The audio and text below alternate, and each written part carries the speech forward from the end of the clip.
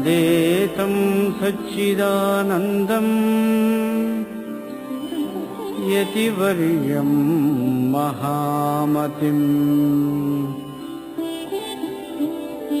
वेदान्तसारज्ञम् सद्गुरुं प्रणतोऽस्म्यहम् श्रीगुरुं प्रणतोऽस्म्यहम्।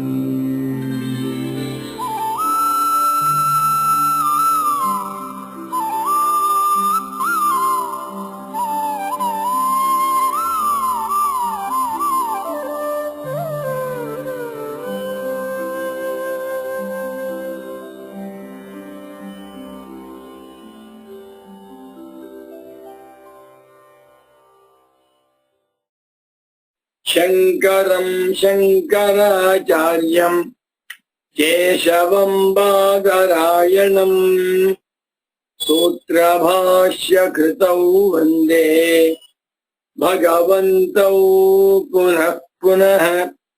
श्रुतिस्मृतिपुराणानाम् आलयं करुणालयं नमामि भगवत्पादशङ्करं लोकशङ्करम्।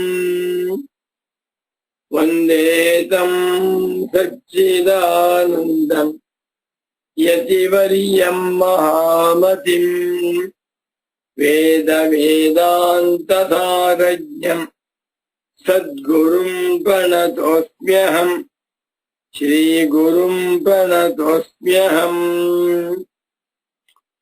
सदाहं सम्प्रदायज्ञं संयमीन्द्रं सदाश्रयं सद्गुरुं सच्चिदानन्दं सदाचारं समाश्रये। श्रीमच्छङ्कर भगवत् पूज्यपादमहासद्गुरुभ्यो नमः। श्री श्री सच्चिदानन्देन्द्र सरस्वती सद्गुरुपादुकाभ्यां नमः। नमो नमः सद्गुरुपादुकाभ्यां। सद्गुरु भक्तರು, ಭಗವದ್ಭಕ್ತರು, ತತ್ವ ಜಿಜ್ಞಾಸು ಸಾಧಕರು, ವೇದಾಂತ ಪ್ರಿಯರು, ವೇದಾಂತಿಗಳು ಆಗಿರುವ ತಮ್ಮೆಲ್ಲರಿಗೂ ಇಂದಿನ ಸುಪ್ರಭಾತವನ್ನು ಹೇಳುತ್ತಾ, ಇಂದು ಕ್ರೋಧಿನಾಮ ಸಂವತ್ಸರದಲ್ಲಿ ದಕ್ಷಿಣಾಯನ ಗ್ರೀಷ್ಮ ಋತು ಆಷಾಢ ಮಾಸ ಕೃಷ್ಣ ಪಕ್ಷ ಚತುರ್ಥಿ ತಿಥಿ ಚೌತಿ. ಇಂದು ವಾರ ಗುರುವಾರ 2024ನೇ ಇಸವಿ ಜುಲೈ ಮಾಹೆಯಲ್ಲಿ 25ನೇ ತಾರೀಖಿನ ಗುರುವಾರದ ಸುಪ್ರಭಾತವನ್ನು ತಮ್ಮೆಲ್ಲರಿಗೂ ತಿಳಿಸುತ್ತಾ, ಇಂದಿನ ವೇದಾಂತ ಡಿಂಡಿಮ ಪ್ರವಚನ ಕಾರ್ಯಕ್ರಮಕ್ಕೆ ಹೃತ್ಪೂರ್ವಕವಾದ ಪ್ರೇಮಪೂರ್ವಕವಾದ ಸುಸ್ವಾಗತಗಳನ್ನು ಕೋರುತ್ತಾ ಇದೀಗ ಕಾರ್ಯಕ್ರಮವನ್ನ ಪ್ರಾರಂಭ ಮಾಡೋಣ. ವೇದಾಂತ ಡಿಂಡಿಮಾಸ್ತತ್ವಂ ವೇದಾಂತ ಡಿಂಡಿಮಾಸ್ತತ್ವಂ ಏಕಮುದ್ಘೋಷಯಂತಿ ಯತ್ ಆಸ್ತಾಂ ಪುರಸ್ತಾತ್ ತತ್ತೇಜಃ ಆಸ್ತಾಂ ಪುರಸ್ತಾತ್ ತತ್ತೇಜೋ ದಕ್ಷಿಣಾಮೂರ್ತಿ ಸಂಹಿತಂ.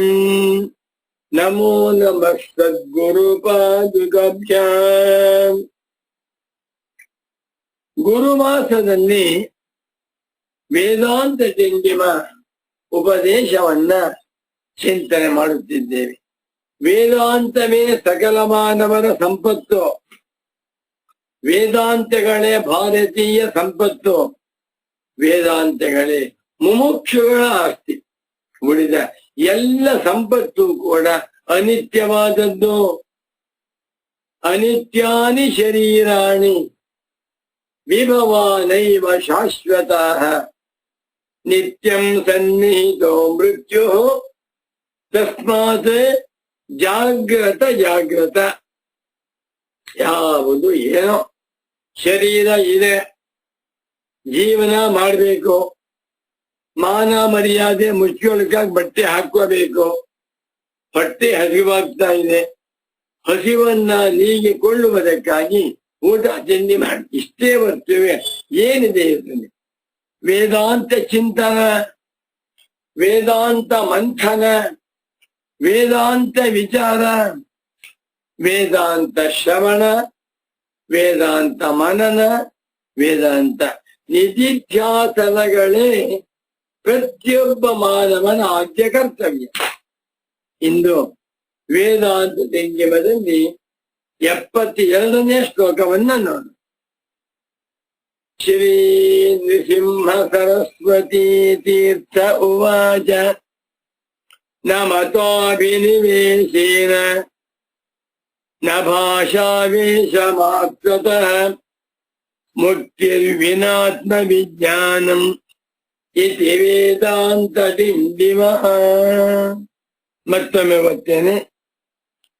ನ ಮತೋಭಿನಿವೇಶೇನ ನ ಭಾಷಾವೇಶಮಾತ್ರತಃ ಮುಕ್ತಿ ವಿನಾ ಆತ್ಮವಿಜ್ಞಾನಂ ಇತಿ ವೇದಾಂತ ಡಿಂಡಿಮಃ. ನಮೋ ನಮಃ ಸದ್ಗುರು ಪಾದುಕಭ್ಯಾಂ. ಹಿಂದಿನ ಶ್ಲೋಕದಲ್ಲಿ 71ನೇ ಶ್ಲೋಕದಲ್ಲಿ ಅಭೇದ ದರ್ಶನ ಮೋಕ್ಷ, ಸಂಸಾರೋ ಭೇದ ದರ್ಶನಂ ಸರ್ವ ವೇದಾಂತ ಸಿದ್ಧಾಂತ ಇತಿ ವೇದಾಂತ ಡಿಂಡಿಮಃ. ಮೋಕ್ಷವೆಂದರೇನು? ಅಭೇದ ದರ್ಶನಂ, ಅದ್ವೈತ ದರ್ಶನಂ ಮೋಕ್ಷ. ಅದ್ವೈತವನ್ನ, ಅಭೇದವನ್ನು ಕಾಣುವುದೇ ಮೋಕ್ಷ. ಸಂಸಾರ ಎಂದರೇನು? ಸಂಸಾರೋ ಭೇದ ದರ್ಶನಂ, ಭೇದವನ್ನು ಕಾಣುವುದೇ ಸಂಸಾರ. ಇಲ್ಲಿ ಅಭೇದವನ್ನು ಕಾಣುವುದು ಅಂತ ಅರ್ಥವೇನು? ಅಭೇದವನ್ನು, ಅದ್ವಯವನ್ನು, ಅದ್ವೈತ ತತ್ವವನ್ನ ಕಾಣುವುದೆಂದರೆ ಕಣ್ಣುಗಳಿಂದಲೇ ಅಲ್ಲ. ಕಣ್ಣುಗಳಿಂದ ಕಂಡದ್ದೆಲ್ಲ ದ್ವೈತ. ಅದ್ವೈತ ಅಂದೇನು? ಯತ್ರ ನಾನ್ಯತ್ ಪಶ್ಯತಿ ನಾನ್ಯತ್ ಶೃಣೋತಿ ನಾನ್ಯತ್ ವಿಜಾನಾತಿ ಸ ಭೂಮ. ಹಾಗಾದ್ರೆ ಅದ್ವೈತವನ್ನ ಕಾಣುವುದೆಂದರೇನು? ವಿವೇಕದಿಂದ ಕಾಣುವುದು. ಈ ಪ್ರಪಂಚದಲ್ಲಿ ಪ್ರತಿಯೊಬ್ಬ ಮನುಷ್ಯನಿಗೂ ಕೂಡ ಭಗವಂತನು 2 ದೃಷ್ಟಿ ಕೊಟ್ಟಿದ್ದಾನೆ. ಒಂದು ವಿವೇಕ ದೃಷ್ಟಿ, ಮತ್ತೊಂದು ಚಕ್ಷುರ್ ದೃಷ್ಟಿ. ಕಣ್ಣುಗಳಿಂದ ನೋಡಿದಾಗ ಈ ಪ್ರಪಂಚವೆಲ್ಲ ನಾಮರೂಪಾತ್ಮಕವಾಗಿ ಕಾಣಿಸ್ತಾ ಇದೆ. ವಿವೇಕದಿಂದ ನೋಡಿದಾಗ ಎಲ್ಲವೂ ನಾನೇ ಆಗಿದ್ದೇನೆ. ಆದ್ದರಿಂದ ವಿವೇಕದ ದೃಷ್ಟಿಯಿಂದ ಅಭೇದವನ್ನು ಅರ್ಥ ಮಾಡಿಕೊಂಡರೆ ಅದೇ ಮೋಕ್ಷ. ಅದನ್ನು ಬಿಟ್ಟುಬಿಡ್ತೇನೆವು. ಭೇದ ದರ್ಶನ, ಕಣ್ಣುಗಳಿಂದ ದ್ವೈತ ಪ್ರಪಂಚವನ್ನ ನೋಡುತ್ತಾ ಭೇದವೇ ಸತ್ಯವಾಗಿದೆ ಎಂದು ತಿಳಿದರೆ ಅದಕ್ಕೆ ಹೆಸರು ಬಂಧ ಅಥವಾ ಸಂಸಾರ. ಇಷ್ಟೇ ಸರ್ವ ವೇದಾಂತ ಸಿದ್ಧಾಂತ. ಅಬ್ಬಬ್ಬಬ್ಬ, ಎಲ್ಲ ವೇದಾಂತಗಳ ಸಿದ್ಧಾಂತವೆಲ್ಲ ಇಷ್ಟಯ್ಯ ಅಂದ್ಬಿಟ್ಟು. ಎಲ್ಲಿ ಇವತ್ತಿನ ಶ್ಲೋಕ ತುಂಬಾ ಚೆನ್ನಾಗಿದೆ. ನ ಮತೋಭಿನಿವೇಶೇನ ನ ಭಾಷಾವೇಶ ಮಾತ್ರತಃ ಮುಕ್ತಿ ವಿನಾತ್ಮ ವಿಜ್ಞಾನಂ ಇತಿ ವೇದಾಂತ ಡಿಂಡಿಮಃ. 2 ಪಾಠ ಇದೆ. ನ ಮುಕ್ತಿ ವಿನಾತ್ಮ ವಿಜ್ಞಾನಾತ್, ಆತ್ಮವಿಜ್ಞಾನಾತ್ ವಿನ ಆತ್ಮವಿಜ್ಞಾನಂ ವಿನ ಆತ್ಮವಿಜ್ಞಾನೇನ ವಿನ. ಇದನ್ನು ಪಾಠ ಮಾಡುವಾಗ ನನ್ನ ಪರಮ ಪೂಜ್ಯ ಸದ್ಗುರು ಪುಂಗವರಾದ ಶ್ರೀ ಶ್ರೀ ಶ್ರೀ ಸಚ್ಚಿದಾನಂದೇಂದ್ರ ಸರಸ್ವತಿ ಸ್ವಾಮೀಜಿ ಹೇಳಿದ್ರು, ನೋಡಪ್ಪ ಮಗು, ವಿನ ಎನ್ನುವಂಥ ಅವ್ಯಯ ಬಂದಾಗ ದ್ವಿತೀಯ ತೃತೀಯ ಪಂಚಮಿ ವಿಭಕ್ತಿ ಮೂರನ್ನೂ ಬಳಸಬಹುದು. ಆದರೆ ತೃತೀಯ ವಿಭಕ್ತಿಯನ್ನು ಬಳಸುವಂತಹದ್ದು ಹೆಚ್ಚು ಬಳಕೆಯಲ್ಲಿದೆ ಅಂತ ಹೇಳಿದ್ರು. ಮತ್ತೊಮ್ಮೆ ಶ್ಲೋಕವನ್ನು ಓದ್ತೇನೆ, ಗಟ್ಟಿ ಮಾಡ್ಬಿಡಿ. ನಾನು ಯಾವುದೇ ಪಾಠ ಮಾಡುವಾಗ ಶ್ಲೋಕ ಬಂದ 2-3 ಸಲ ಹೇಳ್ತೇನೆ. ಉದ್ದೇಶ ಎಲ್ಲರೂ ಕೇಳಿಸ್ತೀನಿ ಗಟ್ಟಿ ಮಾಡಿ ಅಂತ. ನನ್ಗೊಂದು ಭ್ರಮೆ, ನನಗೆ ನನ್ನ ಪೂಜ್ಯ ಸದ್ಗುರುಗಳು ಗಟ್ಟು ಮಾಡಿಸಿದ್ದಾರಲ್ಲ, ಆದ್ರಿಂದ ಎಲ್ಲರೂ ಗಟ್ಟು ಮಾಡಬೇಕು ಅನ್ನುವಂತ ಭ್ರಮೆ ನನ್ನ ಮನಸ್ಸಿನಲ್ಲಿ. ನ ಮತೋಭಿನಿವೇಶೇನ ನ ಭಾಷಾವೇಶ ಮಾತ್ರತಃ ಮುಕ್ತಿ ವಿನಾ ಆತ್ಮವಿಜ್ಞಾನಂ ಇತಿ ವೇದಾಂತ ಡಿಂಡಿಮಃ. ನಮೋ ನಮಸ್ತಚ್ಚಿದಾನಂದೇಂದ್ರ ಸರಸ್ವತಿ ಸದ್ಗುರು ಪಾದುಕಾಭ್ಯಾಂ. ಶ್ಲೋಕಕ್ಕೆ ಪದ ವಿಭಾಗವನ್ನು ಮಾಡ್ತೀವಿ. ನ ಮತಾಭಿನಿವೇಶೇನ ಒಂದು ಪದ, ಅದು ನ ಭಾಷಾವೇಶ ಮಾತ್ರತಃ ಪೂರ್ವಾರ್ಧದಲ್ಲಿ 4 ಪದಗಳು. ನ ಮತಾಭಿನಿವೇಶೇನ ನ ಭಾಷಾವೇಶ ಮಾತ್ರತಃ ಮುಕ್ತಿ 5, ವಿನಾ 6, ಆತ್ಮವಿಜ್ಞಾನಂ 7, ಇತಿ 8, ವೇದಾಂತ ಡಿಂಡಿಮಃ 9 ಪದಗಳಿಂದ ಸಿದ್ಧವಾಗಿರುವ ಶ್ಲೋಕವಿದು. ಪೂರ್ವಾರ್ಧದಲ್ಲಿ 4 ಪದಗಳು, ಉತ್ತರಾರ್ಧದಲ್ಲಿ 5 ಪದಗಳಿವೆ. ಈಗ ಅನ್ವಯ ಹೇಳ್ತೇನೆ ನೋಡ್ಕೊಳ್ಳಿ. ಮತಾಭಿನಿವೇಶೇನ ಮುಕ್ತಿ ನ ಭಾಷಾವೇಶ ಮಾತ್ರತಃ ಮುಕ್ತಿ ನ ಆತ್ಮವಿಜ್ಞಾನಂ ವಿನಾ ಮುಕ್ತಿ ನ ಇತಿ ವೇದಾಂತ ಡಿಂಡಿಮಃ. ಚೆನ್ನಾಗಿದೆ. ಇಲ್ಲಿ 3 ಉದಾಹರಣೆ ಕೊಟ್ಟು ಯಾವುದರಿಂದಲೂ ಕೂಡ ನ ಮುಕ್ತಿ, ಮೋಕ್ಷ ಉಂಟಾಗುವುದಿಲ್ಲ. ಮುಮುಕ್ಷ ಸಾಧಕರಿಗೆ ಇದೊಂದು ಬ್ರಹ್ಮಜ್ಞಾನಿಗಳ ಕಿವಿ ಮಾತು. ಇವೊಂದು 8 ದಿವಸಕ್ಕೆ ಮುಂಚೆ ಒಂದು ಗ್ರಂಥ ಬಿಡುಗಡೆ ಆಯ್ತಲ್ವೇ, ಶಂಕರರಿಂದ ಮುಮುಕ್ಷುಗಳಿಗೆ ಕಿವಿ ಮಾತುಗಳು. ಇದು ಒಂದು ಕಿವಿ ಮಾತು. ನಿಮ್ಗೇನ್ ಬೇಕಪ್ಪ? ನನಗೆ ಮೋಕ್ಷವೇ ಬೇಕು. ನೀವ ಹೇಳಿ, ಮೋಕ್ಷ ಬೇಕಾ, ಹಣ ಬೇಕಾ? ಹಣ ಬೇಡ ಸ್ವಾಮಿ, ನನಗೆ ಮೋಕ್ಷವೇ ಬೇಕು ಅಂತಾನೆ. ಅದು ಬರೀ ಸುಳ್ಳು. ಒಂದ್ 50 ರೂಪಾಯಿ ಬಂತು ಬೇಡ ಅಂತಾನೆ, ಒಂದ್ 2 ಲಕ್ಷ ಬಂತು ಬೇಡ ಅಂತಾನೆ. ಇನ್ಯಾರೋ ಪುಣ್ಯಾತ್ಮರು 10 ಲಕ್ಷ ತಂದ್ಕೊಟ್ಬಿಟ್ರು. 10 ಲಕ್ಷ ಹಣವನ್ನು ಕಣ್ ಮುಂದೆ ಸುರಿದು ಬಿಟ್ಟಿದ್ದಾರೆ. 5,000 ರೂಪಾಯಿ ನೋಟು, 2,000 ರೂಪಾಯಿ, 1,000 ರೂಪಾಯಿ ನೋಟ್ಗಳು ಕಣ್ ಮುಂದೆ ಕಾಣಿಸ್ತಾ ಇದೆ. ಅವಾಗಂತಾನೆ, ನನಗೆ ಮೋಕ್ಷ ಬೇಡ, ಮುಂದಿನ ತಿಂಗಳು ಮೋಕ್ಷ ಬೇಕು, ಇವತ್ತು ದುಡ್ಡು ಬೇಕು ಅಂತಾರೆ. ಭ್ರಮೆ. ಈ 2ರಿಂದ ಮೋಕ್ಷವಾಗುವುದಿಲ್ಲ.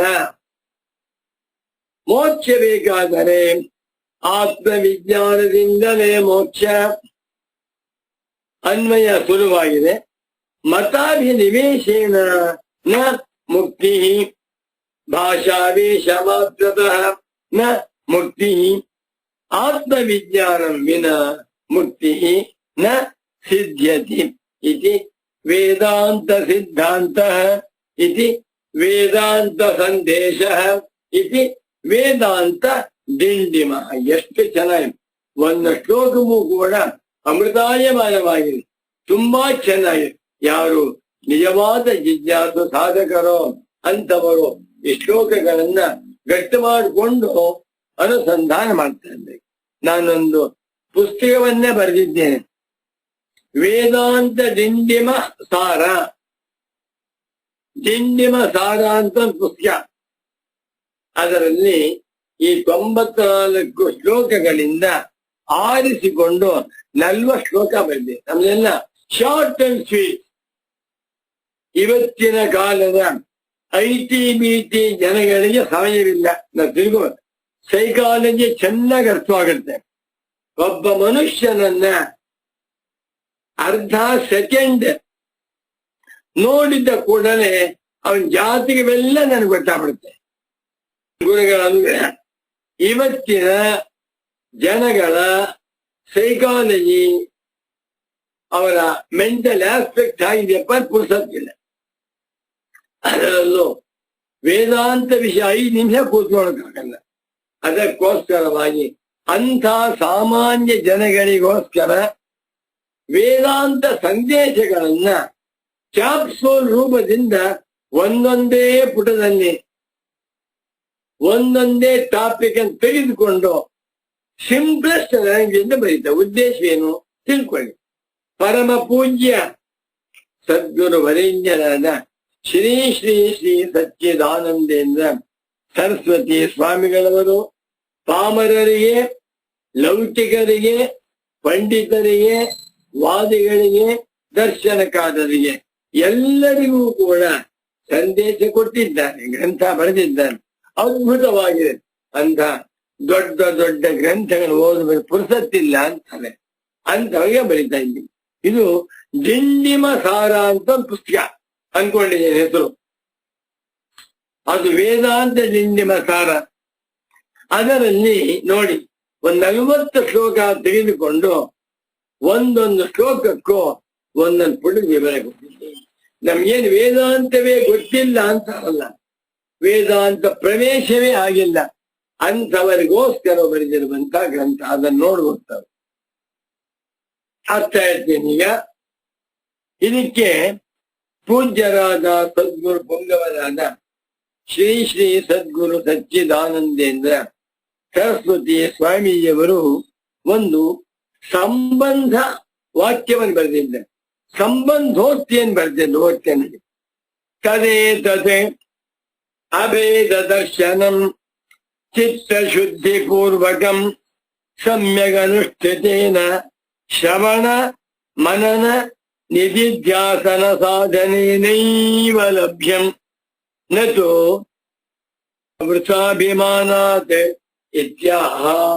ಈ ಶ್ಲೋಕದಲ್ಲಿ ಏನ್ ಹೇಳ್ತಾ ಇದ್ದಾರೆ? ತದೇತತಿ ಅಭೇದ ದರ್ಶನಂ. 71ನೇ ಶ್ಲೋಕದಲ್ಲಿ ಹೇಳಿರುವ ಅಭೇದ ದರ್ಶನ ಮೋಕ್ಷ ಅಂದ್ರು. ಅಭೇದ ದರ್ಶನವೇ ಮೋಕ್ಷ, ಅಭೇದವನ್ ಕಾಣುವುದೇ ಮೋಕ್ಷ. ಹೇಗೆ ಕಾಣೋದು? ಕಣ್ಣುಗಳಿಂದ ಅಲ್ಲ, ವಿವೇಕದಿಂದ ಕಾಣಬೇಕು. ಆ ವಿವೇಕ ಹೇಗೆ ಬರುತ್ತೆ ಅಂದ್ರೆ ತದೇತತಿ ಅಭೇದ ದರ್ಶನಂ. ಹಿಂದೆ ಹೇಳಿರುವ ಅಭೇದ ದರ್ಶನವು ಚಿತ್ತ ಶುದ್ಧಿ ಪೂರ್ವಕಂ, ಅಂತಃಕರಣ ಶುದ್ಧಿ ಪೂರ್ವಕಂ. ಅಂತಃಕರಣ ಶುದ್ಧವಾಗಬೇಕು, ಆಮೇಲೆ ಅವನಿಗೆ ಅದ್ವೈತ ದರ್ಶನ. ಅದು ಒಂದು ಪುಸ್ತಕ ಬರ್ತೀನಿ. ಸತ್ವ ಶುದ್ಧಿ ಒಂದು ಪುಸ್ತಕ ನೋಡಿ. ನಮ್ಮ ಅಂತಃಕರಣ ಅತ್ಯಂತ ಶುದ್ಧವಾಗಿದೆ, ಅತ್ಯಂತ ಕೋಮಲವಾಗಿದೆ, ಅತ್ಯಂತ ಪರಿಪಕ್ವವಾಗಿದೆ. ಅದೇನ್ ಮಾಡ್ತೇವೆ ನಾವು? ಸ್ಕೂಲಿಗೆ ಕಳ್ಸಿಕೊಟ್ಟು ಸುಳ್ಳು ಹೇಳ್ತಾ ಅಭ್ಯಾಸ ಮಾಡ್ತಾ ಮಕ್ಕಳ ಮನಸ್ಸನ್ನ ಈ ಸಮಾಜ ಕೆಡಿಸ್ಬಿಡ್ತಾರೆ. ಮಗು ದಿನ ಸ್ಕೂಲ್ಗೆ ಹೋಗ್ಬೇಕು, 2 ದಿವಸ ಸ್ಕೂಲ್ ಹೋಗ್ಲಿಲ್ಲ. ಟೀಚರ್ ಕೇಳಿದ ಯಾಕೋ ಸ್ಕೂಲ್ ಬರ್ಲಿಲ್ಲ ಅಂತ. ಸರ್ ನಮ್ಮ ಅಮ್ಮ ಹುಷಾರಿಲ್ಲ ಅಂದ್ಬಿಟ್ಟ. ಬರೀ ಸುಳ್ಳು. ಅಮ್ಮ ಹುಷಾರಾಗಿದ್ದಾರೆ. ಎಲ್ಲರೂ ಕೂಡ ಯಾವ್ದೋ ಟ್ರಿಪ್ ಹೋಗಿದ್ರು, ಮಗನನ್ನು ಕರ್ಕೊಂಡು ಟ್ರಿಪ್ ಹೋಗಿದ್ವಿ ಅಂತ ಬೈತಾರೆ. ಅದಕ್ಕೆ ಏನ್ ಮಾಡುದು? ನಮ್ಮಮ್ಮಂಗೆ ತುಂಬಾ ತಲೆನೋ ಬಂದ್ಬಿಟ್ಟಿತ್ತು ಸಾರ್, ಅದಕ್ಕೋಸ್ಕರ ಬರ್ಲಿಲ್ಲ, ಸುಳ್ಳು ಅಭ್ಯಾಸ ಆಯ್ತು. ಯಾಕೆ ಹೇಳ್ಬೇಕು? ಟ್ರಿಪ್ ಹೋಗಿದ್ವಿ ಅಂತ ಹೇಳಿ. ಬೈದ್ರೆ ಬೈಸ್ಕೊಳ್ಳಿ. ಅದು ತಪ್ಪು ಅಂತ ಆದರೆ ಬೈಲಿ. ನಾ ತಪ್ಪನ್ನ ಮಾಡಿಬಿಟ್ಟು ತಪ್ಪನ್ನು ಮಾಡಿಲ್ಲ ಏನು ವಾದ ಮಾಡುವುದು ತಪ್ಪು. ಸ್ವಾಮಿ ತಪ್ಪನ್ನು ಮಾಡಿದೆ, ಅಪರಾಧವಾಗಿದೆ, ಏನ್ ಶಿಕ್ಷೆ ಕೊಡ್ತೀರೋ ಕೊಡಿ. ಹಾಗೆ ಹೇಳಿದರೆ ಚಿತ್ತಶುದ್ಧಿ ಯಾರಿದ್ದಾರೆ? ಎಲ್ಲರೂ ಕೂಡ ತಪ್ಪನ್ನು ಮಾಡ್ತಾರೆ. ಮಾಡಿದ ತಪ್ಪನ್ನ ಮುಚ್ಚಿಕೊಳ್ಳುವುದಕ್ಕಾಗಿ ಅಡ್ವೊಕೇಟ್ಸು, ಲಾಯರ್ಸು ಬುದ್ಧಿವಂತೆ ಬೇಡ. ನನ್ನ ಅಭಿಪ್ರಾಯದಲ್ಲಿ ಯಾವ ಲಾಯರ್ಸು ಬೇಡ ವೇದಾಂತಕ್ಕೆ. ತತ್ವ ಜಿಜ್ಞಾಸು ಸಾಧಕನಾಗಿರುವವನು ಸದಾಚಾರ ಸಂಪನ್ನನಾಗಿ, ಶಮದಮಾದಿ ಸಾಧನ ಸಂಪನ್ನನಾಗಿ, ಸತ್ಯವಂತನಾಗಿದ್ಬಿಟ್ರೆ ಚಿತ್ತಶುದ್ಧಿ ಯಾಕಾಗುವುದಿಲ್ಲ? ಸತ್ಯೇನ ಲಭ್ಯಸ್ತಪಸಾ ಹೇಷ ಆತ್ಮ ಸಮ್ಯಜ್ಞಾನೇನ ಬ್ರಹ್ಮಚರ್ಯೇಣ ನಿತ್ಯಂ ಅಂತಃಶರೀರೇ ಜ್ಯೋತಿರ್ಮಯೋಹಿ ಶುಭ್ರ ಬಾಬಾ ಯಂ ಪಶ್ಯಂತಿ ಯತಯಃ ಕ್ಷೀಣದೋಷ. ಇದಕ್ಕೆಲ್ಲ ಉದಾಹರಣೆ ನನ್ನ ಪರಮ ಪೂಜ್ಯ ಸದ್ಗುರು ವರೇಣ್ಯನಾದ ಸ್ವಾಮಿಗಳು. ಆದ್ದರಿಂದ ಚಿತ್ತ ಶುದ್ಧಿ ಪೂರ್ವಕಂ ಚಿತ್ತಂ ಮನಃ ಅಂತಃಕರಣಂ ಶುದ್ಧಿ ಮಾಡ. ಮೈಮೇ ಬಿದ್ದಿರುವಂತಹ ಕೊಳೆಯನ್ನ, ಕೆಸರನ್ನ ಸೋಪಾಕಿ ಸ್ನಾನ ತೊಡ್ಕೋಬಹುದು. ಕಣ್ಣಿನಲ್ಲಿರುವಂತಹ ದೋಷಗಳನ್ನ ಅಫ್ತಾಲ್ಮಾನಿಗೆ ತೊಳಿತಾರೆ. ಆದರೆ ಮನಸ್ಸಿನಲ್ಲಿರುವ ರಾಗ, ದ್ವೇಷ, ಕಾಮ, ಕ್ರೋಧ, ಲೋಭ, ಈರ್ಷ್ಯ, ಅಸೂಯ, ಒಂದನ್ನ ಬೇಗ ಈ ದೋಷಗಳನ್ನ ಆಪರೇಷನ್ ಮಾಡಿ ನಾಶ ಮಾಡುವಂತಹ ವಿದ್ಯಾರ್ಥಿ ಇದನ್ನ ತಾನೇ ನಾಶ ಮಾಡ್ಕೋಬೇಕು. ಅಂತಃಕರಣದಲ್ಲಿರುವಂತಹ ದೋಷಗಳನ್ನ ಅಧ್ಯಾತ್ಮ ಸಾಧಕರು ತಾವೇ ಪ್ರಯತ್ನ ಪಟ್ಟು ಕಳೆದುಕೊಳ್ಳಬೇಕೇ ಹೊರತು ಮತ್ತೊಬ್ಬರಿಂದ ಸಾಧ್ಯವಿಲ್ಲ. ಚಿತ್ತಶುದ್ಧಿ ಪೂರ್ವಕಂ, ಚಿತ್ತಶುದ್ಧಿಯನ್ನ ಮಾಡಿಕೊಂಡು ಸಮ್ಯಗ ಅನುಷ್ಠಿತೇನ ಅನಂತರ ಸರಿಯಾಗಿ ಅನುಷ್ಠಾನ ಮಾಡಬೇಕು. ಏನನ್ನ? ಶ್ರವಣ ಮನನ ನಿಧಿಧ್ಯಾಸನ ಸಾಧನೆ ನೈವ. ಮತ್ತೆ ಮತ್ತೆ ಶ್ರವಣ ಮಾಡ್ತಾ ಇರ್ಬೇಕು. ನನ್ಗೇನು ಸಂಕಟವಾಗುತ್ತೆ ಅಂದ್ರೆ ಅನೇಕ ಜನಗಳು ಈ ಕಥೆ, ಪುರಾಣ, ಹರಿಕಥೆ, ಕಾದಂಬರಿ, ಚಿತ್ರಗೀತೆ ಅದನ್ನು ಶ್ರವಣ ಮಾಡ್ತಾರೆ. ಹೇಳ್ಕೊಳ್ಳೋದೇನು? ನಾವು ಮುಮುಕ್ಷ ಸಾಧಕರು. ಮೋಸ. ನಿಜವಾದ ಮುಮುಕ್ಷವಾಗಿದ್ದರೆ ನೀನು ಮಾಡಬೇಕಾಗಿರುವಂತಹ ಶ್ರವಣ ವೇದಾಂತ ವಾಕ್ಯಾರ್ಥ ಶ್ರವಣ. ಉಪನಿಷತ್ತುಗಳಲ್ಲಿ ತಿಳಿಸಿರುವಂತಹ ಸಂದೇಶಗಳನ್ನ ಶ್ರದ್ಧೆಯಿಂದ ಶ್ರವಣ ಮಾಡುತ್ತಾ ಬಂದರೆ ಯಾಕೆ ಬ್ರಹ್ಮಜ್ಞಾನವಾಗುವುದಿಲ್ಲ? ನಾನು ಅನೇಕ ಜನ ಕೇಳ್ತೇನೆ. ನಮ್ಮನೆ ತುಂಬಾ ಜನ ಬರ್ತಿರ್ತಾರೆ, ನಾ ಪ್ರವಚನ ಕೇಳ್ತಾ ಇದೀವಿ ಅಂತಾರೆ. ನಾನು ಅವನು ಕೇಳ್ತೇನೆ, ಅರ್ಥವಾಗ್ತಾ ಇದೆಯಾ? ನಮ್ಗೇನು ಅರ್ಥವಾಗ್ತಾ ಇತ್ತಿಲ್ಲ. ಈಗ 6 ತಿಂಗಳಿಂದ ಪ್ರವಚನ ಕೇಳ್ತಾ ನಮಗೆ ಅರ್ಥವಾಗ್ತಾ ಇದೆ, ಸಾಕು. ಏನು ಬ್ರಹ್ಮಜ್ಞಾನ ಬಂದು ಮುಕ್ತರಾಗಬೇಕು ಅಂತ ಹೇಳ್ತಾ ಇಲ್ಲ. ವೇದಾಂತ ಪ್ರವಚನಗಳನ್ನ ಕೇಳಿದಾಗ, ಆ ಪಾರಿಭಾಷಿಕ ಶಬ್ದಗಳನ್ನ ಕೇಳಿದಾಗ, ವೇದಾಂತ ವಿಚಾರವನ್ನ ಶ್ರವಣ ಮಾಡಿದಾಗ ಮನಸ್ಸಿನಲ್ಲಿ ಖಂಡಿತವಾಗಿ ಪ್ರಯೋಜನವಾಗುತ್ತೆ. ಇದನ್ನು ಇಟ್ಕೊಂಡೇ ನಾನು ಗ್ರಂಥ ಬರಿತಾ ಇದ್ದೇನೆ. ಶ್ರವಣ ಮನನ ನಿಧಿಧ್ಯಾಸನಗಳನ್ನು ಮಾಡುತ್ತಾ ಬಂದರೆ ಅಂಥವನಿಗೆ ಆತ್ಮಜ್ಞಾನ ಉದಯವಾಗುತ್ತದೆ. ಆತ್ಮವಿಜ್ಞಾನದಿಂದಲೇ ಮೋಕ್ಷವೇ ಹೊರತು ಉಳಿದದ್ದರಿಂದ ಅಲ್ಲ. ನ ಮತಾಭಿನಿವೇಶೇನ. ಮತ, ನಾವು ಸ್ಮಾರ್ತರು, ನಾವು ಶಂಕರಾಚಾರ್ಯರ ಭಕ್ತರು, ನಾವು ಅದ್ವೈತಿಗಳು, ನಾವು ಕಾಶ್ಮೀರದಲ್ಲಿ ನಮ್ಮ ಅಪ್ಪ ಅಮ್ಮ ಹುಟ್ಟಿದ್ದಾರೆ ಅಂತ ಮತಾಭಿನಿವೇಶದಿಂದ ನಾನು ಇಂಥ ಅದ್ವೈತಿ ಆಗಿದ್ದೇನೆ ಅನ್ಕೊಂಡ್ಬಿಟ್ರೆ ಮೋಕ್ಷವಾಗತ್ಯ? ಇಲ್ಲ. ಗುರುಗಳ ವ್ಯಾಖ್ಯಾನವನ್ನೇ ಓದ್ತೇನೆ. ಭಾವಬೋಧಿನಿ ತುಂಬಾ ನ ಮತಾಭಿನಿವೇಶೇನ ಅಹಮದ್ವೈತಿ ಇತಿ ಅಭಿಮಾನ ಮಾತ್ರೇನ ಮುಕ್ತಿ ನ ಸ್ಯಾತ್ ಅದ್ವೈತಿ. ಇದು ಸ್ತ್ರೀಲಿಂಗವಲ್ಲ. ಈಕಾರ ಅಂತ ಶಬ್ದವೂ ಅಲ್ಲ, ಅದ್ವೈತಿನ್ ಶಬ್ದ. ನೈವಿದ್ಯತೆ ದ್ವೈತಂ ಯಸ್ಯ ಸಹ ಅದ್ವೈತಃ ಅಥವಾ ಅದ್ವೈತಿ. ಅದ್ವೈತಿ ಅದ್ವೈತಿನೋ ಅದ್ವೈತಿನಃ, ಅದ್ವೈತಿನಂ ಅದ್ವೈತಿನೋ ಅದ್ವೈತಿನಃ, ಅದ್ವೈತಿನ ಅದ್ವೈತಿಭ್ಯಾಂ ಅದ್ವೈತಿಭಿಃ, ಅದ್ವೈತಿನೇ ಅದ್ವೈತಿಭ್ಯಾಂ ಅದ್ವೈತಿಭ್ಯಃ, ಅದ್ವೈತಿನಃ ಅದ್ವೈತಿಭ್ಯಾಂ ಅದ್ವೈತಿಭ್ಯಃ, ಅದ್ವೈತಿನಃ ಅದ್ವೈತಿನೋಃ ಅದ್ವೈತಿನಾಂ ಅದ್ವೈತಿನಿ ಅದ್ವೈತಿನೋಃ ಅದ್ವೈತಿಷು. ಪೂಜ್ಯರಾದ ಸದ್ಗುರುಗಳು ಎಲ್ಲ ರೂಪಗಳನ್ನು ಗಡ್ಬಾರ್ಬಿಡಿ. ನಾನು ಅದ್ವೈತಿ, ನಾವು ಸ್ಮಾರ್ತರು, ನಾವು ಶಂಕರ ಮಠದವರು ಅಂತ ಅಭಿಮಾನ ಮಾಡಿಕೊಂಡ ಮಾತ್ರದಿಂದ ಅಂಥವನಿಗೆ ಮೋಕ್ಷ ದೊರಕುವುದಿಲ್ಲ. ನೀ ಅದ್ವೈತಿಯಾಗಿರೋ, ದ್ವೈತಿಯಾಗಿರೋ, ಹಿಂದುವಾಗಿರೋ, ಕ್ರಿಶ್ಚಿಯನ್, ಅದು ನಮಗೆ ಮುಖ್ಯವಲ್ಲ. ಯಾರೇ ಆಗಿರಬಹುದು, ಬೇಕಾದ್ದೇನು ಅವನಿಗೆ ಆತ್ಮವಿಜ್ಞಾನಂ. ಎಂಥ ಪಾಯಿಂಟ್ ನೋಡಿ ಸ್ವಾಮಿ. ವೇದಾಂತ ಶಾಸ್ತ್ರದಲ್ಲಿ ಬ್ರಹ್ಮಜ್ಞಾನದಿಂದ ಮೋಕ್ಷ ಎನ್ನುವಾಗ ಇಲ್ಲಿ ಮತಾಭಿನಿವೇಶವನ್ನ ತರಬೇಡ. ನಾವು ಸ್ಮಾರ್ತರು, ನಾವು ಬಬ್ಬೂರು ಗಮ್ಯಗಳು, ನಾವು ಐಎಸ್ಸು, ನಾವು ಮುರುಗನಾಡು, ಸಂತೋಷ.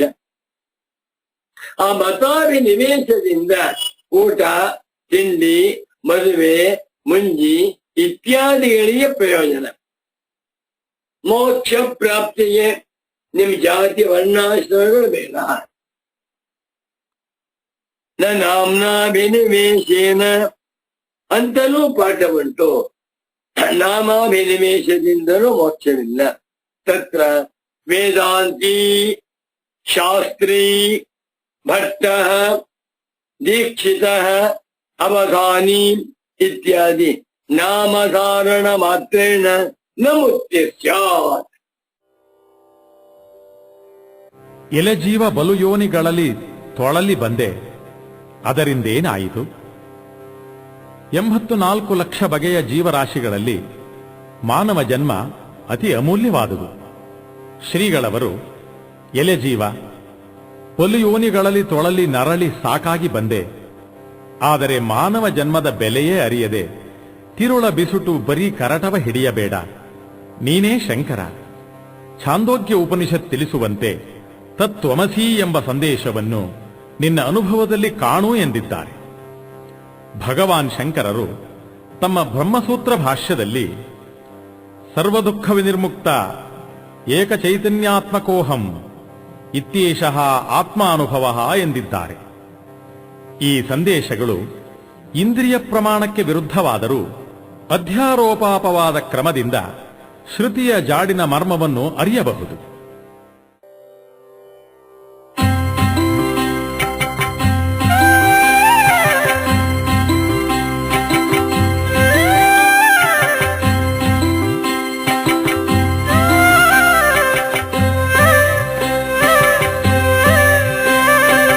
ಎಲೆ ಜೀವ ಬಲು ಯೋನಿಗಳಲ್ಲಿ ತೊಳಲಿ ಬಂದೆ, ಅದರಿಂದೇನಾಯಿತು?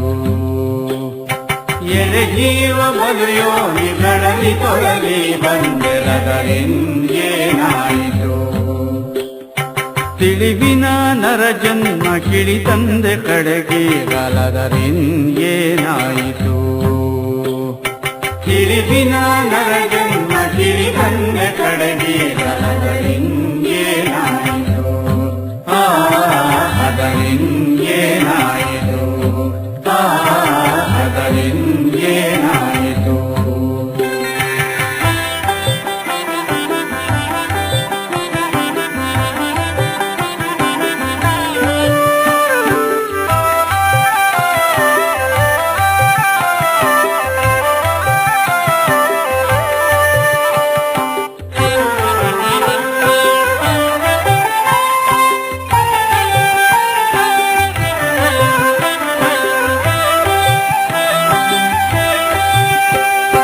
ಬ್ರಾಹ್ಮಣನೆಂದೆಂಬ ಹಮ್ಮ ತಳೆದು ನಿಂದೆ, ಅದರಿಂದೇನಾಯಿತು?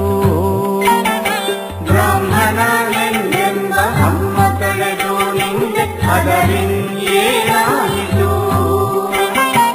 ಒಮ್ಮೆ ವೇದವನೆಲ್ಲ ಬಿಮ್ಮನೆ ಪಠಿಸಿದೆ ಅದರಿಂದೇನಾಯಿತು ಒಮ್ಮೆ ವೇದವನೆಲ್ಲ ಬಿಮ್ಮನೆ ಪಠಿಸಿದೆ ಅದರಿಂದೇನಾಯಿತು ಅದರಿಂದೇನಾಯಿತು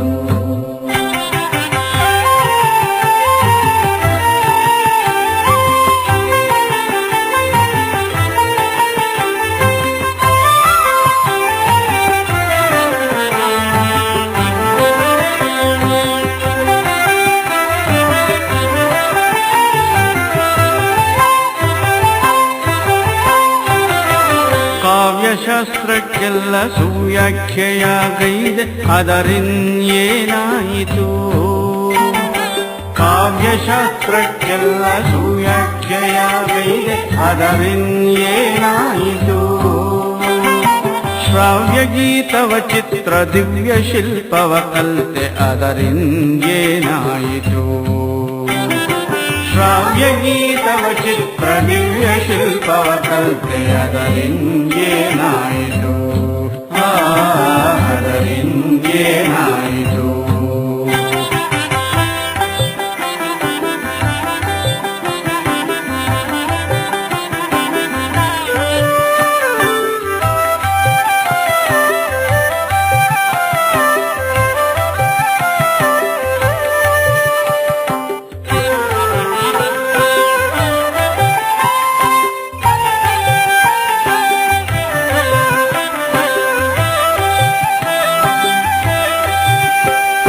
ವನಕೈರಿ ತಪದಲ್ಲಿ ತನುವ ದಂಡಿಸಿ ನಿಂದೆ ಅದರಿಂದೇನಾಯಿತು ವನಕೈರಿ ತಪದಲ್ಲಿ ತನುವ ದಂಡಿಸಿ ನಿಂದೆ ಅದರಿಂದೇನಾಯಿತು ಮುನಿಯಾಗಿ ಮೂಗಿನ ಕೊನೆಯ ನಿಟ್ಟಿಪೆನೆಂದೆ ಅದರಿಂದೇನಾಯಿತು ಮುನಿಯಾಗಿ ಮೂಗಿನ ಕೊನೆಯ ನೀಟಿಪೆನೆಂದೆ ಅದರಿಂದೇನಾಯಿತು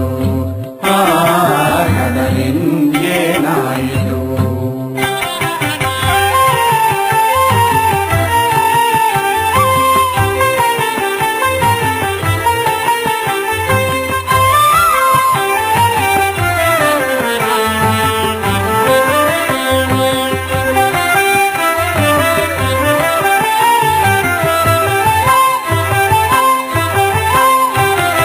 ಕಾಷಾಯ ದಂಡಾದಿ ವೇಷವಾಂತೆ ಎಲ್ಲ ಅದರಿಂದೇನಾಯಿತು ಕಾಷಾಯ ದಂಡಾದಿ ವೇಷವಾಂತೆ ಎಲ್ಲ ಅದರಿಂದೇನಾಯಿತು ದೇಶಿಕ ಪದದಲ್ಲಿ ಲೇಷ ಭಕುತಿ ಇಲ್ಲ ಅದರಿಂದೇನಾಯಿತು ದೇಶಿಕ ಪದದಲ್ಲಿ ಲೇಷ ಭಕುತಿ ಇಲ್ಲ ಅದರಿಂದೇನಾಯಿತು ಅದರಿಂದೇನಾಯಿತು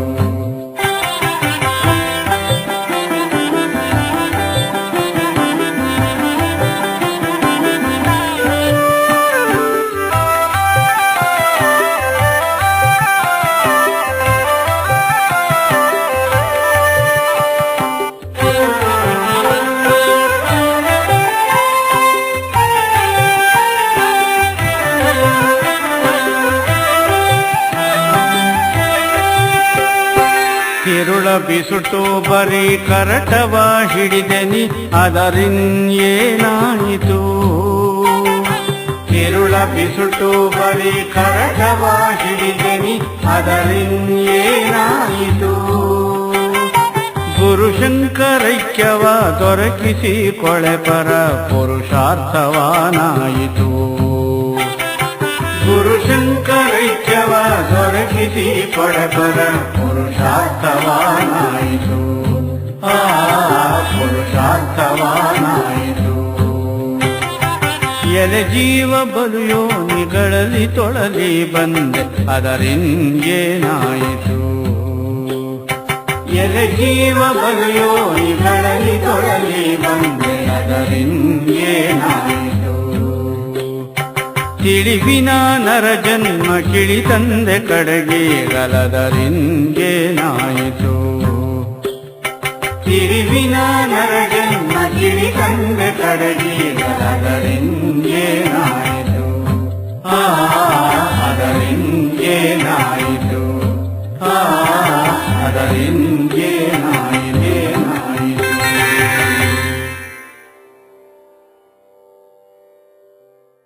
ಗುರುಗಳ ಜ್ವರ ಇದೆ. ಸಚ್ಚಿದಾನಂದೇಂದ್ರ ಸರಸ್ವತಿ ಸದ್ಗುರುಗಳು ಅವರ 96ನೇ ವರ್ಷದಲ್ಲಿಯೂ ಕೂಡ ಪುನೀತರಾಗಿ ವೇದಾಂತ ಕೇಸರಿ, ವೇದಾಂತ ವ್ಯಾಘ್ರ, ವೇದಾಂತ ಸಿಂಹದಂತೆ. ನಾನು ವೇದಾಂತಿ, ನಾನಿಂಥ ಶಾಸ್ತ್ರಿ, ನಮ್ಮದು ದೀಕ್ಷಿತ ಕುಲ, ನಮ್ಮದು ಭಟ್ಟ ಕುಲ, ನಾನು ಸುಬ್ರಹ್ಮಣ್ಯ ಭಟ್ಟ, ಸುಬ್ರಹ್ಮಣ್ಯ ದೀಕ್ಷಿತ, ಸುಬ್ರಹ್ಮಣ್ಯ ಅವಧಾನಿ ಎನ್ನುವಂತ ನಾಮಧಾರಣ ಮಾತ್ರೇಣ ಕೊನೆಯಲ್ಲಿ ಆ ನಾಮ ಹೆಸಾಕೊಂಡ್ಬಿಟ್ರೆ ಅಷ್ಟು ಮಾತ್ರದಿಂದಲೂ ಮೋಕ್ಷವಂತೂ ಇಲ್ಲ. ದುಡ್ಡು ಬರಬಹುದು, ದೀಕ್ಷಿತ ಅಂತ ಆಗಿಬಿಟ್ಟು ಹೆಸರು ಹಾಕೊಂಡ್ರೆ ಲಕ್ಷಗಟ್ಟಲೆ ದುಡ್ಡು ಬರ್ಬೋದು. ಯಾಕೆ ಅವರು ದೀಕ್ಷಾ ಮಾಡಿದ್ದ, ಅವಧಾನಿ ಬರ್ಬೋದು, ಆದ್ರೆ ಮೋಕ್ಷವಂತೂ ಇಲ್ಲ. ತಥಾ ನ ಭಾಷಾ ವೇಷ ಮಾತ್ರತಃ, ಭಾಷೆಯಿಂದ ವೇಷದಿಂದ ಮೋಕ್ಷವಿಲ್ಲ. ಭಾಷಾ ಒಬ್ಬನಿಗೆ 18 ಭಾಷೆ ಬರುತ್ತೆ. ಸ್ವಾಮಿ ದೊಡ್ಡ ವಿದ್ವಾಂಸರಿವರು 18 ಭಾಷೆಗಳಲ್ಲಿ ಉಪನ್ಯಾಸವನ್ನ ಮಾಡುತ್ತಾರೆ. ತುಂಬಾ ಸಂತೋಷ. ಅಂಥ ವಿದ್ವಾಂಸರಿಗೆ ಒಳ್ಳೆ ಶಾಲನ್ನ ಹೊದ್ದಿಸಿ ಬಿಟ್ಟು 1,000 ರೂಪಾಯಿ ಕಾಣಿಕೆ ಕೊಟ್ಟು ಹಣ್ಣು ಹಂಪಲ ನಮಸ್ಕಾರ ಮಾಡಬೇಕು, ಸಂತೋಷ. ಆದರೆ ಆ ಭಾಷಾ ವೈಭವದಿಂದ ಮೋಕ್ಷವಾಗುವುದಿಲ್ಲ. ಅನಂತರ ವೇಷ ಮಾತ್ರತಃ ಶ್ರೀರಾಮಚಂದ್ರ ವೇಷಭೂಷಣ, ಕಿರೀಟ ಹಾಕೊಂಡಿದ್ದಾನೆ, ಮೈಗೆಲ್ಲ ವಿಭೂತಿ ಬೆಳ್ಕೊಂಡಿದ್ದಾನೆ, ಶಾಲ್ ಹಾಕೊಂಡಿದ್ದಾನೆ, ಜಪಮಾಲೆ ಹಾಕೊಂಡು ವಿಭೂತಿ ಹಾಕೊಂಡು ಬಂದ ಸಭೆಗೆ ಅವನ ನೋಡಿದಾಗ ಎಲ್ಲರಿಗೂ ಸಂತೋಷವಾಗುತ್ತೆ, ತುಂಬಾ ಸಂತೋಷ. ಇದರಿಂದ ಮೋಕ್ಷವಾಗುವುದಿಲ್ಲ. ಬಾ, ಎಂಥ ವಾಸ್ತವ ಇದು! ಮತಾಭಿನಿವೇಶದಿಂದಲಾಗಲಿ, ನಾಮ್ನಾಭಿವೇಶದಿಂದಲಾಗಲಿ, ಭಾಷಾ ಮಾತ್ರದಿಂದಲಾಗಲಿ, ವೇಷಭೂಷಣಗಳ ಮಾತ್ರದಿಂದಲಾಗಲಿ ಮೋಕ್ಷ ದೊರಕುವುದಿಲ್ಲ. ಹಾಗಾದ್ರೆ ಬೇಡ ಅಂತಾನೆ, ಬೇಡ ಅಂತ ಹೇಳ್ತಾ ಇಲ್ಲ. ವ್ಯಾವಹಾರಿಕವಾಗಿ ನೀನು ಹೆಸರನ್ನಿಟ್ಕೊ, ವ್ಯಾವಹಾರಿಕವಾಗಿ ಇಂಥ ಮತದವನ್ನು ಸೇಳ್ಕೊ, ವ್ಯವಹಾರದಲ್ಲಿ ನೀನು ಒಳ್ಳೆ ವಾಗ್ಮಿಯಾಗಿರು, ಅಲಂಕಾರವನ್ನು ಮಾಡ್ಕೊ. ಆದರೆ ಇದ್ಯಾವುದು ಮೋಕ್ಷ ಪ್ರಾಪ್ತಿಗೆ ಸಾಧನವಲ್ಲ ಅನ್ನುವಂತ ರಹಸ್ಯವನ್ನ ತಿಳ್ಕೊ. ನವ ಕೇವಲ ಅದ್ವೈತಾಭಿನಿವೇಶೇನ ಮುಕ್ತಿ ಹೇಳಿದಾಯ್ತು. ನಾಪಿ ಭಾಷಾವೇಶ ಮಾತ್ರತಃ ಭಾಷಾ ಆತ್ಮಾನಾತ್ಮ ಸತ್ಯ ಮಿಥ್ಯೇತ್ಯಾದಿ ಶಬ್ದ ಪ್ರಯೋಗ. ಗುರುಗಳವರು ಭಾಷಾ ಎನ್ನುವ ಮಾತಿಗೆ ಪ್ರಪಂಚವೆಲ್ಲವೂ ಮಿಥ್ಯಾಭೂತವಾಗಿದೆ, ಆತ್ಮನೊಬ್ಬನೇ ಸತ್ಯವಾಗಿದ್ದಾನೆ, ಅಜ್ಞಾನದಿಂದ ಬಂಧವಾಗಿದೆ, ಜ್ಞಾನದಿಂದ ಮೋಕ್ಷವಾಗ್ತಾ ಇದೆ, ಈ ಪ್ರಪಂಚವೆಲ್ಲವೂ ಆತ್ಮ ಸ್ವರೂಪವಾಗಿದೆ ಅಂತ ವೇದಾಂತದಲ್ಲಿರುವಂತಹ ಶಬ್ದಗಳನ್ನ ತಿಳಿದುಕೊಂಡು ಎಂಜಲ ಶಬ್ದಗಳನ್ನ ಪ್ರಯೋಗ ಮಾಡುತ್ತಾ ಉಪನ್ಯಾಸ ಮಾಡ್ತಾ ಇದ್ದಾನೆ. ಆ ಉಪನ್ಯಾಸಗಳನ್ನ ಸಹಸ್ರಾರು ಜನ ಕೇಳ್ತಾ ಇದ್ದಾರೆ. ಅಬ್ಬಾ ಬಾ, ಎಂಥ ಬ್ರಹ್ಮಜ್ಞಾನಿ ಇವನು! 1 ಗಂಟೆ ಉಪನ್ಯಾಸ ಮಾಡಿದರೆ ಇವನು 2 ಲಕ್ಷ ರೂಪಾಯಿ ಸಂಭಾವನೆ ತಗೊಳ್ತಾನೆ. 20,000 ಜನ ಸೇರ್ತಾ ಇದ್ದಾರೆ. ತುಂಬಾ ಸಂತೋಷ.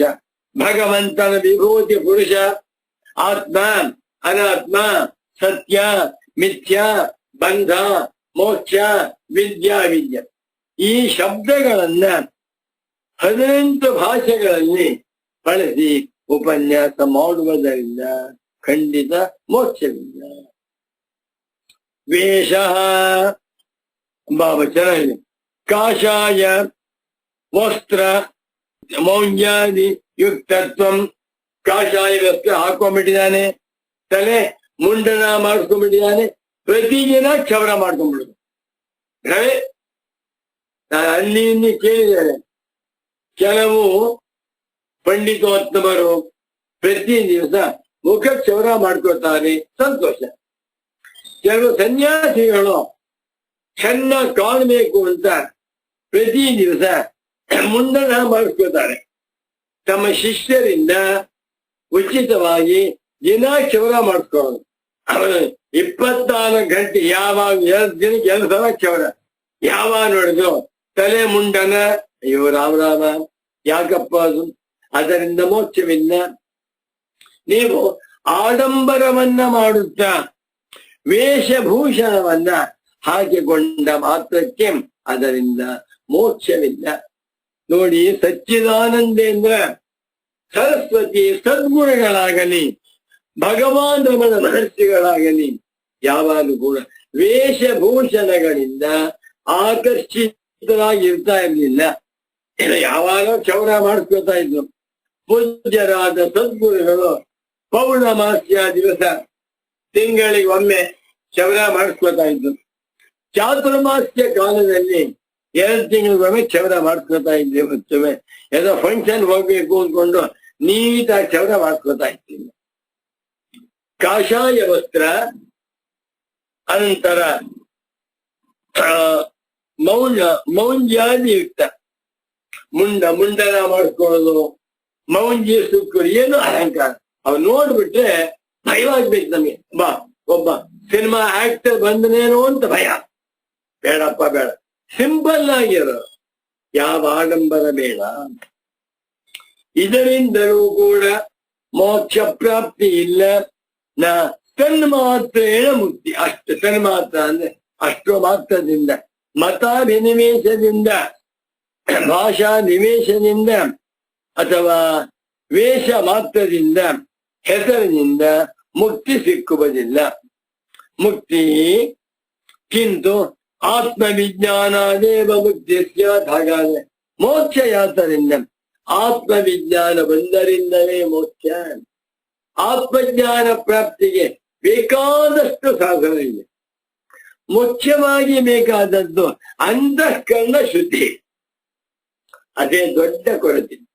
ಇದನ್ನೇ ಭಗವತ್ಪಾದ ಶಂಕರಾಚಾರ್ಯರವರು ಅಥಾತೋ ಬ್ರಹ್ಮ ಜಿಜ್ಞಾಸ ಎನ್ನುವಾಗ, ಅಥ ನಿತ್ಯಾನಿತ್ಯ ವಸ್ತು ವಿವೇಕ, ಇಹ ಮುಕ್ತಾರ್ಥ ಫಲಭೋಗ ವಿರಾಗ, ಶಮದಮಾದ್ಯ ಸಾಧನ ಸಂಪತ್ತು ಮುಮುಕ್ಷುತ್ವಂಚ. 4ರಲ್ಲಿ ಎಲ್ಲ ಸಾಧನಗಳನ್ನು ಅಡಕ ಮಾಡಿದ್ದಾರೆ. ಹೀಗೆಂದು ವೇದಾಂತ ಡಿಂಡಿಮ, ವೇದಾಂತಗಳು ನಗಾರಿ ಹೊಣಿತಾ ಇವೆ.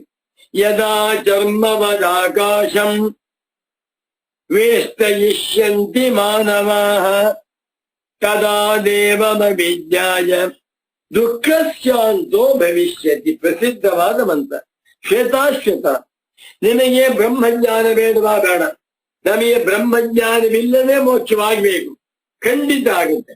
ಬ್ರಹ್ಮಜ್ಞಾನವಿಲ್ಲದೆ ಮೋಕ್ಷವಾಗುತ್ತದೆ. ಯಾವಾಗ? ಈ ಆಕಾಶವನ್ನ ನೀವು ಚಾಪೆಯಂತೆ, ಚರ್ಮದಂತೆ ಸುರುಳಿ ಸುತ್ತಿದಾಗ.